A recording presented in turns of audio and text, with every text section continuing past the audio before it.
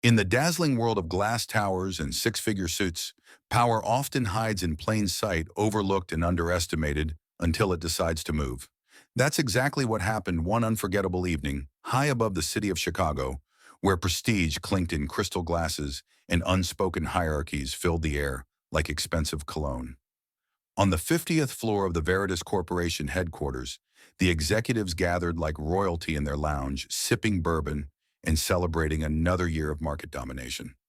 The room was all sleek, chrome designer furniture and a chessboard in the center that served more as decor than a true test of intellect. And then, without warning, something extraordinary unfolded. It began with a joke, one of those offhand comments designed to entertain the elite while putting someone else in their place. Alexander Reed, CEO Titan of Industry, a man who knew the boardroom like a battlefield, turned to the woman standing near the marble column with a mop bucket and a faded name tag and said with a smirk, "Come on, let the maid play, we could use some entertainment." It wasn't just what he said, but how the room responded that defined the moment. Laughter, smug nods, murmurs. But the woman, Maya Williams, didn't laugh. She didn't even flinch.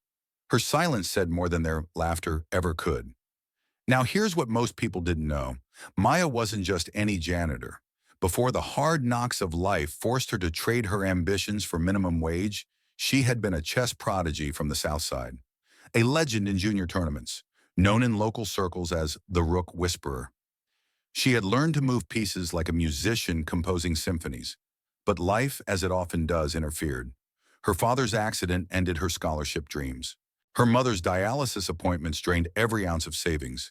Chess had to be packed away like a toy of a childhood no one had time to mourn. Now here's where the story takes a turn. Maya walked to the board. She didn't say anything flashy, no bold declarations, no need for drama. She simply said, "I'll take black." It was a quiet revolution. In that moment, she reclaimed space not meant for her. The CEO blinked amused, perhaps even irritated. But he agreed. He sat. He moved, and so did she. And then the energy changed. The first few moves were simple. Alexander played confidently.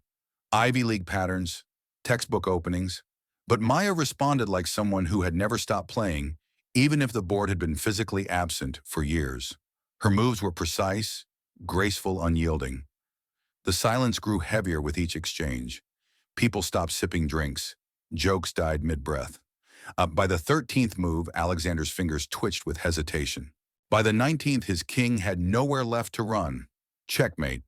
And she said it plainly, stood up and returned to her cart like it was just another shift. But it wasn't. What happened in that room cracked the foundation of their assumptions. The laughter stopped, not because of shame, but because they had witnessed something undeniable. Something powerful. Real talent. Now let's pause for a second here. What makes this moment so important? It's not just that a maid beat a CEO at chess. It's that Maya did it without asking for permission to be brilliant. In a world where titles often speak louder than abilities, she reminded everyone that greatness doesn't always come dressed in a tailored suit. Think about it. How many people have you passed by without realizing they carried within them worlds of mastery, creativity, and untapped genius? Maybe the person ringing up your groceries is a painter. Maybe the Uber driver used to be an engineer. And maybe, just maybe, the woman sweeping your office floors used to beat grandmasters at chess before life redefined her playing field. This happens all the time. I once met a custodian in a college library who used to be a math professor in another country. He said he worked nights so his kids could go to school during the day. I asked him once if he missed teaching. He looked me straight in the eye and said, "I never stopped. I just changed classrooms." That's what Maya did. She taught everyone in that executive lounge a lesson they couldn't read in a management book. And here's the truth. People don't always get second chances. So when one walks into the room wearing gloves and a name tag, it's not always immediately obvious, but it's often worth paying attention. That night, Alexander Reed didn't drink his bourbon. He didn't touch the board. He just sat there stunned, not by the game, but by what had unraveled inside of him. For the first time in his career, he wasn't sure if he had been the player or the piece. After that unforgettable game, Maya walked away with the same silent composure she brought to the board. No celebration, no mic drop, just the quiet confidence of someone who didn't need validation, because her truth had already been played. Meanwhile, Alexander Reed remained glued to his chair, unable to move, unable to speak. Around him, the crowd of high-level executives slowly dissipated, their laughter and conversation now awkward, hollow, unsure. No one knew quite how to react. How do you comfort a man who just got dismantled by someone society considers invisible? Alexander didn't need comfort, though. He needed answers. That night, back in his sleek penthouse with panoramic views of the Chicago skyline, the city lights couldn't distract him. His mind replayed every move, not of the game, but of Maya, her demeanor, her silence, her presence. He opened his laptop and typed her name, Maya Williams, but the internet offered no recognition, no accolades, no rankings, no articles. It was like she never existed in the chess world, just a ghost in the digital wind. He dug deeper. Archives, federation results, community tournament records, and finally he found something. A blurry photo from a youth tournament in 2009. A girl with a quiet gaze, a single braid behind one ear, crouched over a board with a fierce focus. The caption simply read, Maya J. And that was it. Not a biography, not a resume. Just a snapshot of brilliance interrupted. That's the thing about talent born in struggle. It often disappears without a trace when survival takes over. People talk about the American dream like it's a fair game, but the board has never been even. When your father breaks his back at a steel mill and your mom's on dialysis, dreams get shelved, and the world doesn't come looking for you. You get labeled as someone who didn't make it, rather than someone who was never given the full chance to try. The next morning, Alexander skipped his meetings. He ditched the limo and took the service elevator down to the bottom levels of the building, where the air smelled like bleach and old paint. He wasn't there as a CEO. He was there as a man haunted by the feeling of being outplayed, not just on the board, but morally, intellectually, spiritually. He wanted to find her, to speak, to understand. But Maya wasn't on shift. The cleaning schedule taped to the wall in the janitor's office said she was off for 2 days. No contact number, no address, just a name and a badge number. He considered calling HR but stopped. He knew how it would look. A CEO pursuing a janitor outside of work hours, legal disaster waiting to happen. So he waited. 2 long days. And on the third, he stayed late in the executive lounge, leaving the chessboard set up on purpose, pieces arranged, lights dimmed. He sat alone at the table, pretending to study blueprints. And at 11:43 p.m., he heard it, the soft squeak of a cleaning cart. She entered quietly as if the previous game had never happened. No fanfare, no tension, just work. But her eyes met his, and for a brief second, the room stopped moving. He stood. "I didn't mean to humiliate you," he said more softly than he intended. "You didn't," she replied, pulling on her gloves. "You asked for a game. I gave you one." He nodded, unsure of what to say next. "You're good," he offered. "Used to be," she replied now, wiping the edge of the long conference table. "Where'd you learn?" he asked. Maya paused, then continued cleaning. "My dad. He played in the parks after work. He taught me. I played tournaments when I could. Stopped in high school." Why, he asked. She turned to him, finally meeting his eyes. Because hospitals don't run on dreams, and little sisters don't feed themselves. That line hit like a punch to the gut. It wasn't a sob story. It was just her truth. She turned back to her work. He gestured toward the chessboard. "Play again. No audience. No joke. Just me." She hesitated, then walked over. No smile. No protest. She sat down and pulled the black pieces toward her. "If you open with the king's gambit again," she said, "I'm flipping the board." And that was the beginning of something that neither of them saw coming. They played, not for applause, not for dominance, but for something purer. A quiet exchange between two people from different worlds, finding a strange kind of balance in 32 pieces and 64 squares. That game ended in a draw. No one watched, no one posted. But something deeper happened. Alexander, for the first time in years, was not the smartest person in the room, and Maya, for the first time in years, was not being underestimated.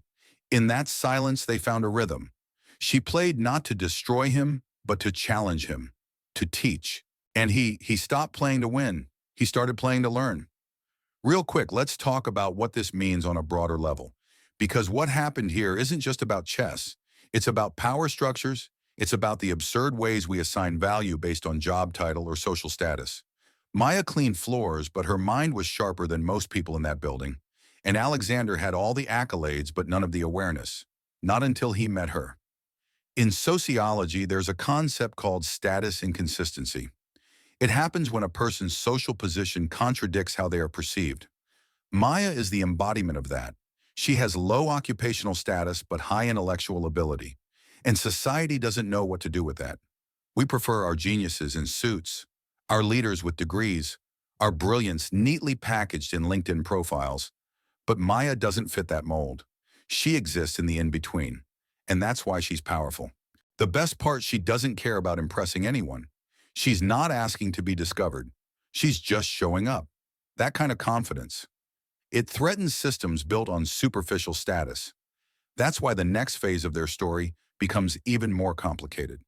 Because when someone like Maya steps into her light, people in power either try to shut it off or take credit for turning it on. From that night on, a new ritual was born. It was subtle, nearly invisible to the outside world, but it was real. Every few nights, Maya and Alexander played chess in that executive lounge after hours. No witnesses, no expectations, just quiet, focused games between a janitor and a CEO, connected not by rank, but by rhythm. Sometimes she'd win, sometimes it was a draw. He never beat her, but that wasn't the point anymore. He didn't come to conquer, he came to understand. And Maya, cautious but curious, allowed him into that space because he earned it not with words, but with consistency. There was no sudden friendship, no montage of laughs and vulnerability. This was slower, built one move at a time. In those evenings, the board became a language neither of them could speak fluently in real life, but understood perfectly when the pieces began to move. They weren't flirting. They weren't bonding over shared trauma. They were learning the contours of each other's minds. In Maya's precise sacrifices and defensive setups, Alexander saw discipline forged in hardship. And in his more calculated, theory-driven plays, she read someone who had always been trained to see the whole board, but never had to fight for a single piece. During one game, as Maya methodically dismantled his queenside structure, Alexander asked a question that had been lingering. "Why are you still here, at this job?" She moved her knight, then paused. "Because it pays the bills. Because stability is safer than starting over. But you could be teaching, competing again." She looked at him firm and clear. Not everyone gets second chances handed to them in mahogany boardrooms and crystal tumblers. Mr. Reed, that answer stayed with him for days. Because it wasn't bitter, it was factual. Not everyone has the safety net to chase excellence. For many, surviving comes first. And once you're locked into that mode, it becomes harder and harder to shift out of it. Alexander realized something else he had spent most of his adult life assuming opportunity was just a matter of effort. But Maya shattered that myth. She had effort. She had discipline. She had talent that made Ivy League players look like beginners. What she didn't have was margin. That invisible buffer of safety that allows people to take risks. You can't play an open game when your rent's overdue. You don't push pawns forward when your sibling hasn't eaten. This is a reality so many brilliant people face. There's a quiet war happening every day where potential is buried under Bill's ambition, drowned in responsibility. Maya was one of those warriors, and Alexander saw it now. Not just intellectually, but deeply, personally. One afternoon, he left work early, something he never did, and drove himself, no driver, no schedule, to Southside Chicago. He went looking for the truth behind Maya's calm eyes. And what he found wasn't a tragic backstory. It was a legacy. He walked into a rundown community center with flickering lights and peeling walls, and he saw her. Not cleaning, not playing, teaching. Maya was kneeling beside a group of children no older than 10, showing them how to protect a backward pawn. One child, missing front teeth, looked at her like she was magic. She hadn't seen Alexander enter, and for a moment he didn't interrupt. He just watched. And in that moment it became clear this woman didn't just play chess, she lived it. Every move in her life had been calculated, every sacrifice deliberate. She wasn't just surviving, she was molding others into players, teaching kids who looked like her that they could control the board. When the kids packed up and the noise settled, Maya finally noticed him. "You followed me," she asked. He shrugged. Asked around. They said you're here every Saturday. You stalk all your opponents, she added with a smirk. Only the ones who make me rethink everything I know about strategy, he replied. She raised an eyebrow.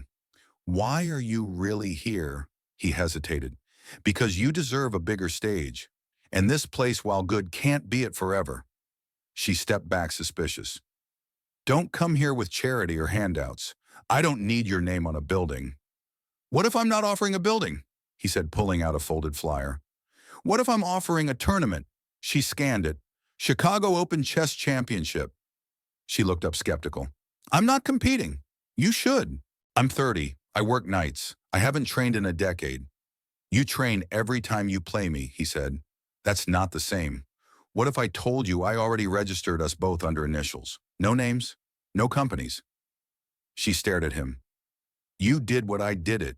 And if you say no, I'll withdraw too. But don't tell me you're not curious. She held the flyer tightly. She was curious. But more than that, she was scared. Not of losing, but of being seen again. Of stepping into a world that had forgotten her. Of proving that she still had it, and maybe that she never stopped being great. Finally, she nodded. Fine, but we train on equal ground. No luxury, no private coaches. I play where you play. He smiled. Deal, she added. And if I win, you stop treating me like a puzzle you're trying to solve. And if I win, he asked. She tucked the flyer into her coat. Then you'll learn why it's never enough just to win. That night, he returned to the office and removed the expensive chessboard from the executive lounge, the one made of glass and ivory. He replaced it with a worn-out wooden set from a community website. When Maya arrived, she noticed immediately. New board, she asked. Thought I'd try playing on your terms, he replied. She looked at it, sat down. No words, just a small nod. And so they trained. Not for spectacle, not for redemption, but for clarity. Each game became a dialogue, not of words, but of sacrifice, of resilience, of patience. For Maya, this was more than just chess. It was about proving she didn't need to change who she was to rise. And for Alexander, it was about dismantling everything he thought he knew about what talent looks like. As their quiet training sessions continued, something unexpected started to build a fragile routine, not rooted in the status or favors, but in mutual respect. Every morning before the city awoke, before boardrooms filled, and commuter trains rattled down the tracks, Maya and Alexander met at a humble cafe tucked near Roosevelt and Wabash. The kind of place where the mugs were chipped, the chairs mismatched, and no one cared about billion-dollar valuations. They didn't need an audience. They needed the board. And there in that booth by the window, Maya would unwrap her wooden chess set from a canvas bag, pour her lukewarm thermos coffee, and lean into the battle like she was stepping into an old familiar dance.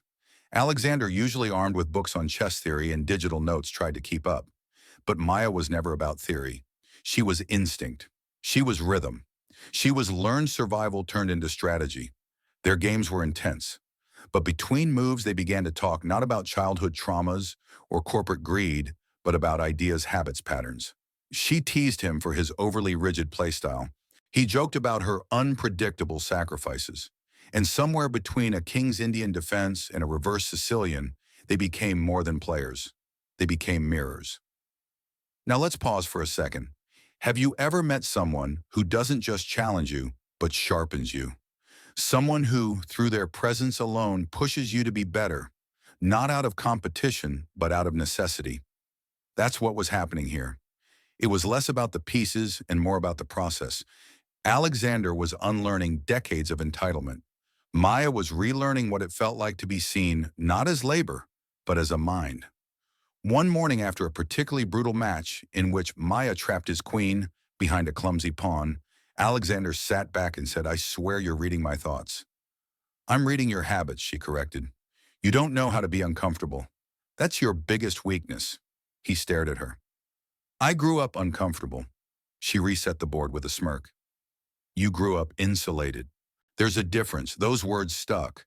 And not just because they hurt, but because they were true. You see, privilege doesn't always show up as a yacht or private jet.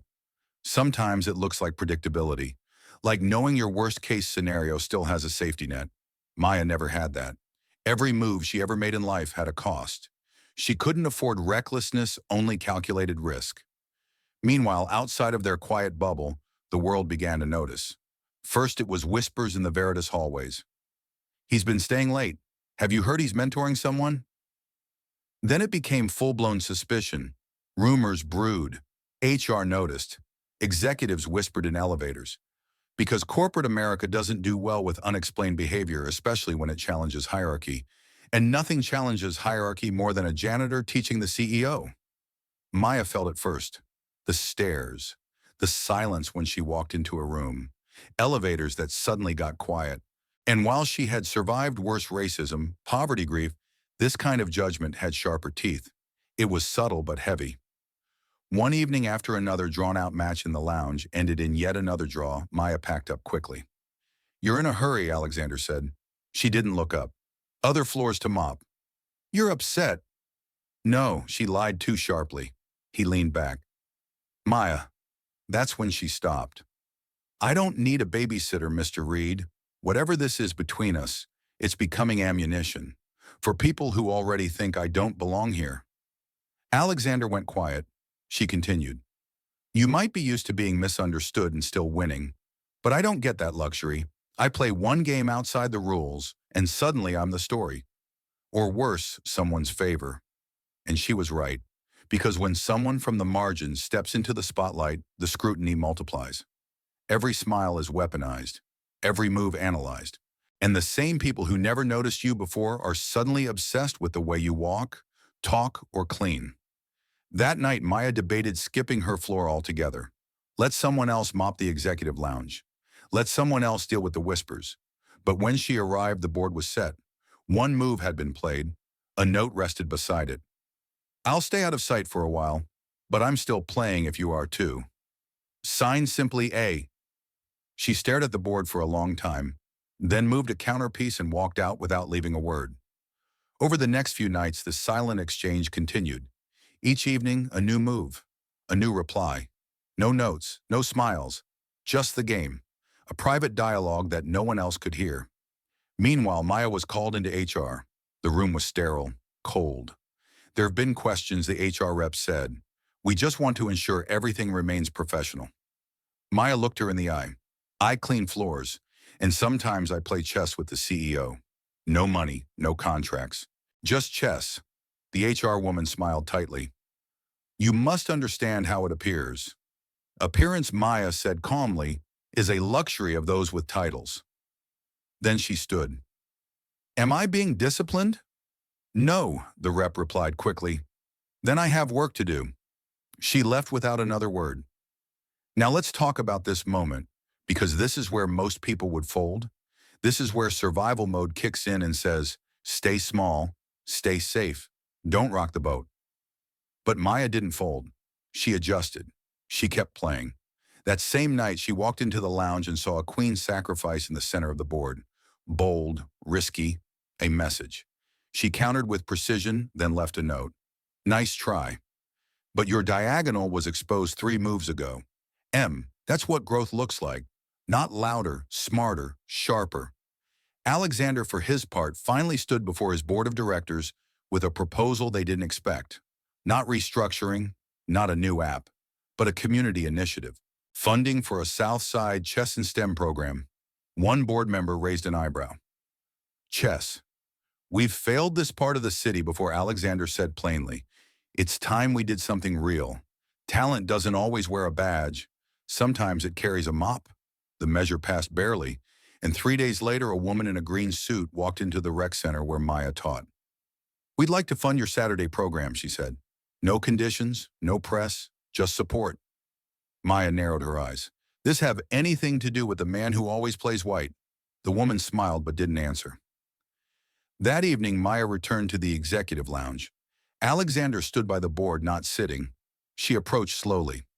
"So you're starting the game this time?" she asked. "I figure I've been letting you lead long enough," he said. "I had nothing to do with the donation." "Of course you didn't," she replied.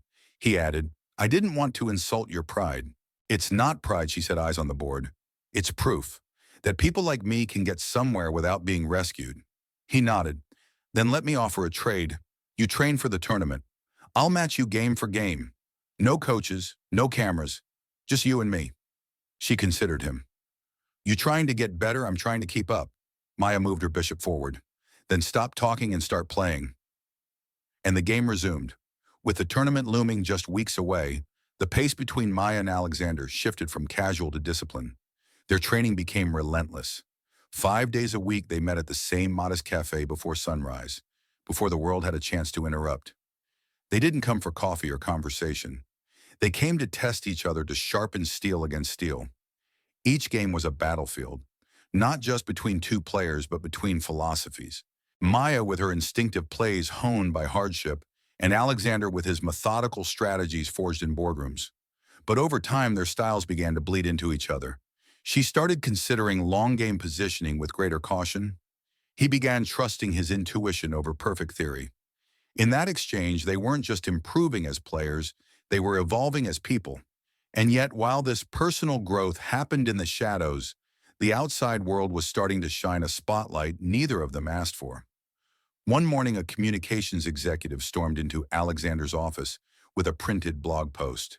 The headline read, "CEO mentors janitor for chess tournament. Progressive leadership or PR spin below." It was a blurry photo snapped through the cafe window. Alexander and Maya hunched over a chessboard, one of them mid-laugh. "This wasn't authorized," the woman said sharply. "The media's running wild with it." But Alexander didn't flinch. "Good," he replied. "You don't understand, sir. This could be used against us." He leaned back in his chair. "Let them try. That response might seem bold, even reckless. But here's the truth: when you're finally aligned with something genuine, something that matters beyond your own ego, you stop fearing bad optics." Meanwhile, Maya was facing her own storm. One evening, while grabbing her things from the locker room at Veritas, she found a folded note tucked into her bag. No name, no handwriting, just 3 words printed in block letters. "Know your place." She stared at it, not with fear, but with the kind of slow-burning rage that simmers beneath the skin. She didn't crumble. She didn't cry. But that heat followed her like a shadow. That night, she showed up late to the rec center. Her students mid-drill immediately noticed something was off. Coach Harris, who had worked with Maya for months, pulled her aside. "You okay? I'm fine," she said too quickly. Then during a game, she snapped at one of the older boys for being too slow. The room went still. Maya never snapped. After class, she sat alone in the corner, fists clenched on her knees. And when Alexander arrived unannounced as usual, he saw something different in her. She wasn't just tired. She was carrying something heavy. "You didn't show this morning," he said. "I waited an hour." "I know. Talk to me." She looked up, eyes sharp. "You don't get to ask me to talk when you still get to walk into rooms and be heard without even opening your mouth." He blinked. "What happened? I got a note." "What did it say? Doesn't matter. It clearly does." She stood abruptly. "People don't like what they can't control. You're used to being liked. I'm used to being erased. But right now I'm being noticed, and not for the right reasons." He was silent. "I don't want to be your story," she added. "Your redemption arc. Your PR miracle." "You're not," he said. "Then why does it feel like I'm standing in your shadow every time I try to step into the light that stopped him cold?" For once, he didn't have a comeback. Instead, he nodded. "Okay, then step out." She stared at him. "You think this is about you, Maya? I'm trying to get better because of you, not through you. You're not the footnote I am." Her shoulders eased slightly. The fire was still there, but now it had clarity. "The tournament's in 3 weeks," she said. "I need space. Focus."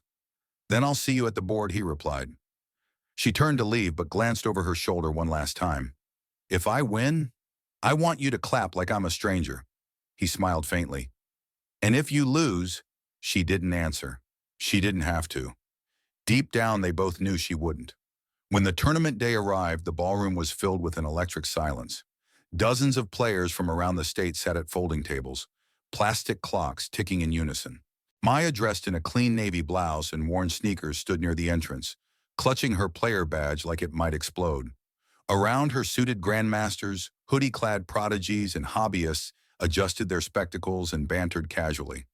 She didn't fit, and yet somehow she belonged more than any of them.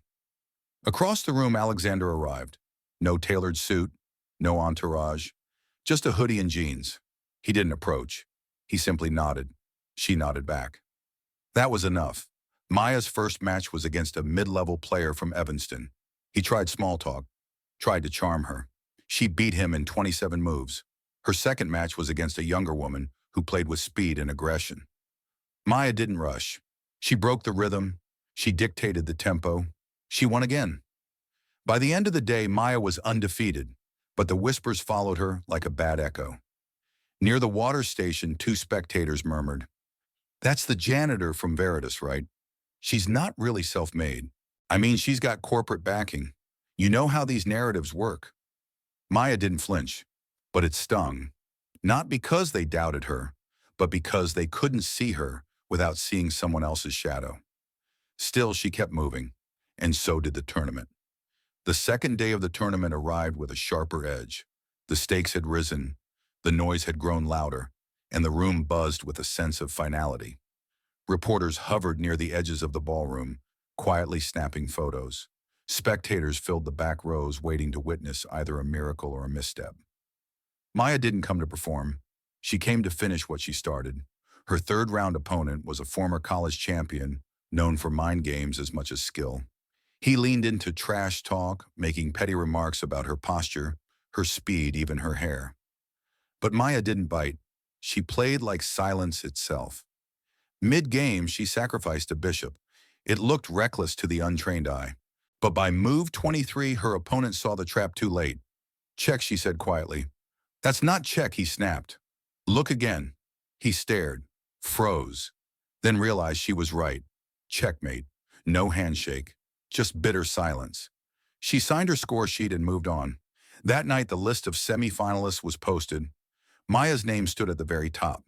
Alexander had made the cut too barely. Their games would now unfold side by side. But the weight of the spotlight was no longer abstract. It was blistering. As Maya scanned the list, someone brushed past and muttered just loud enough for her to hear, "If she wins, it's because someone let her." She turned, but no one owned the voice. They never do. She didn't sleep that night. She lay in her hotel bed staring at the ceiling, wondering if she was chasing a trophy or running from something deeper. The next morning, the final round began.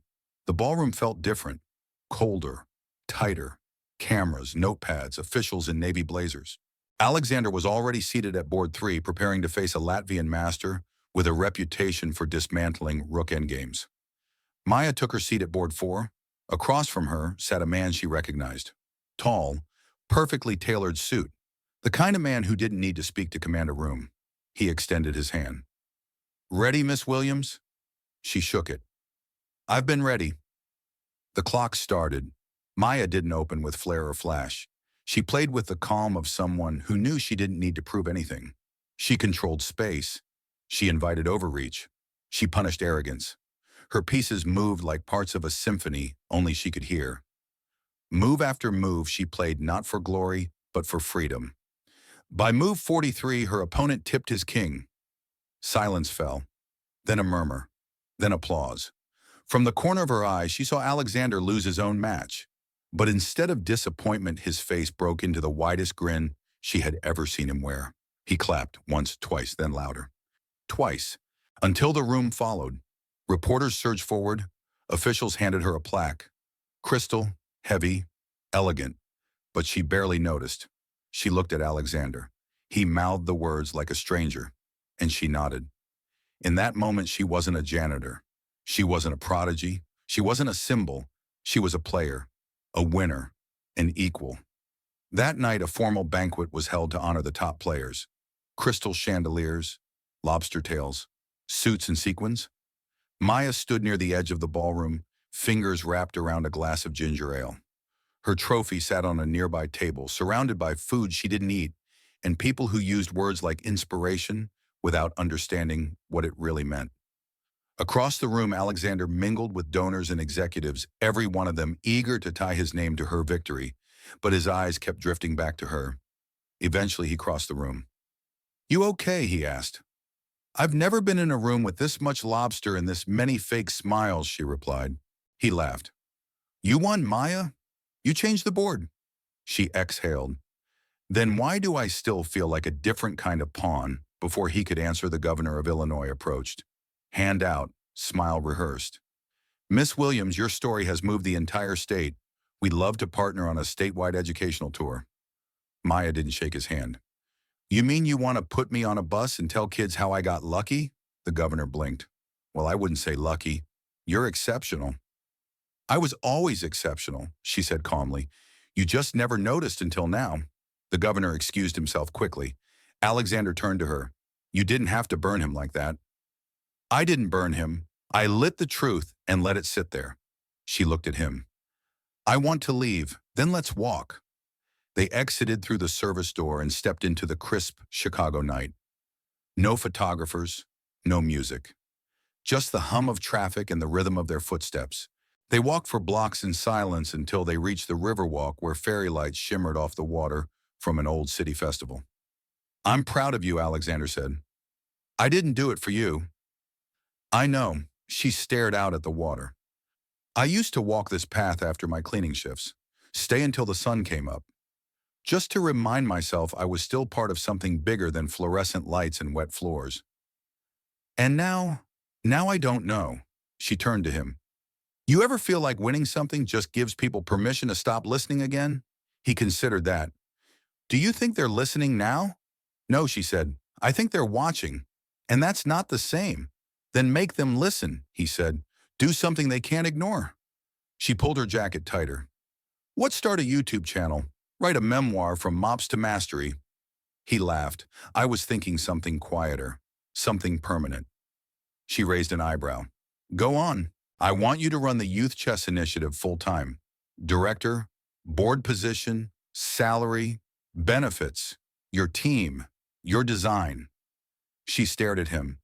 Is this another favor? No, this is repayment. For every game I lost that rewired how I think. For every kid who saw you and believed they didn't have to disappear. She looked away. You really believe that I believe you're not done yet, and I don't want to be the reason you fade back into the shadows. She was silent for a long time. Then she nodded. All right, but only on one condition. Name it. No more cameras, no press releases, no endorsements, just the work. He extended a hand. Deal. She shook it. The alarm went off at 4:00 a.m. Maya reached for it with the practiced instinct of someone who had lived most of her adult life by clocks, not dreams. Her apartment was quiet, dimly lit, and still smelled faintly of last night's lavender tea and the echo of floor polish. But something had shifted. Her mop wasn't waiting by the door. Her janitor uniform wasn't laid out. Instead, she reached for a canvas bag that now held only one thing, a worn wooden chess set, and a folder labeled Program Curriculum. By 5:15, she was already on the move, bundled in a windbreaker too thin for the Chicago cold, walking the same streets she used to tread before dawn. Only now she wasn't headed to clean corporate lounges. She was going to train minds. Alexander was already seated at the back booth of the same cafe, sipping black coffee from the same chip mug. No one in the cafe cared that the CEO of Veritas Corp was sitting across from a woman who used to mop his floor. That's how Maya liked it. You're late, he said, not looking up. I'm always late when you try to play that smug little Scandinavian defense, she replied, sliding into her seat. No pleasantries, no pretense. They opened the board and began to play. And with that, their new chapter began. Every morning, 5 days a week before the city fully woke up, they met. They played, they studied, they argued about theory, they tore apart each other's strategies and rebuilt them better. But more importantly, they built something else, trust, understanding, and a new sense of purpose. Alexander brought real chess books, Polgar, Kasparov, Nimzowitsch. But Maya countered with something stronger, lived experience, memory, intuition. She didn't quote famous players. She quoted moments, games in the park with her father, makeshift tournaments in rec centers, quiet nights when she played against herself to stay sane. She played like a fighter in the ring. He played like a strategist in a boardroom. Somewhere between the lines, they began to trade roles. One morning, after Maya trapped his queen behind a thoughtless pawn advance, Alexander leaned back and rubbed his temples. You're in my head. No, she corrected. I'm in your habits. You've never had to make decisions without power. That's your weakness. You think I've never struggled? I think you've never had to survive. Later that day, Alexander walked into the boardroom to find his head of communications, holding another printed blog post. The title read, CEO Spotted Training with Chess Prodigy Janitor. A redemption story or a PR gamble beneath it were more photos. Him and Maya, playing, laughing, unposed but invasive. We didn't approve this, the comms exec said. It's going viral. Good, he said again, calm as ever. Sir, you don't understand. This opens up scrutiny about who she is, about what you're doing. They want a story, he said, still calm. Let them watch. Maybe they'll learn something. But outside of the blog posts and the photos, Maya's reality was shifting in more painful ways. Someone had slipped another note into her locker. No name, no handwriting, just 3 ugly words. Not your place. This time she didn't crumble. She didn't even flinch. She just folded the note, slid it into her pocket, and walked into her class at the rec center like nothing had changed. But something had. Her fuse was shorter, her silence sharper.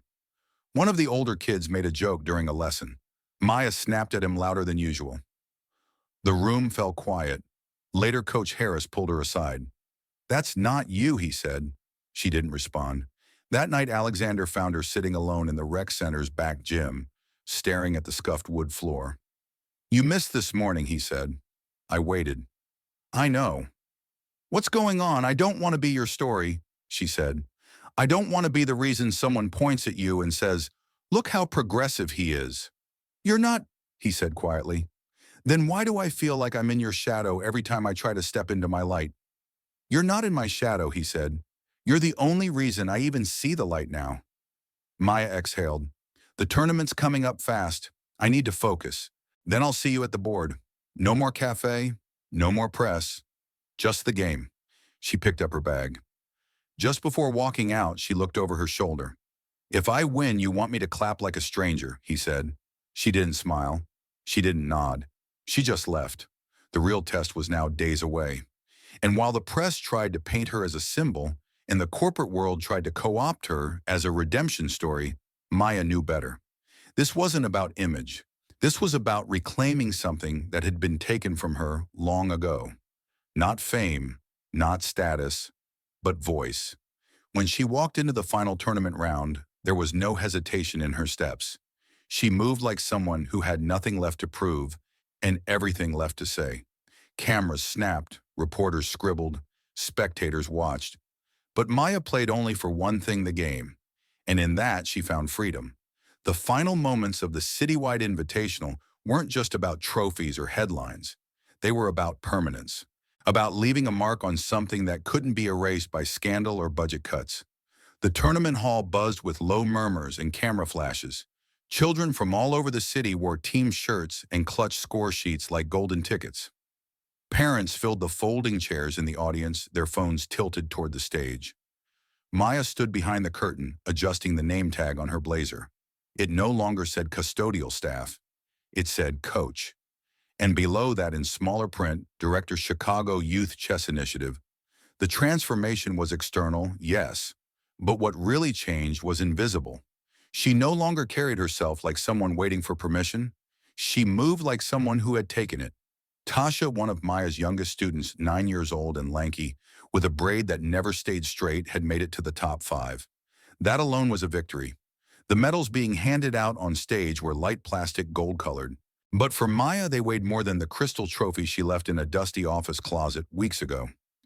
Then the MC cleared his throat. Before we close, we'd like to recognize someone who made all of this possible. Maya's stomach tightened. She hated this part, but the spotlight was already swinging toward her. Please welcome the woman behind the board, Maya Williams. Applause erupted, not polite claps, real chest-deep echoing applause.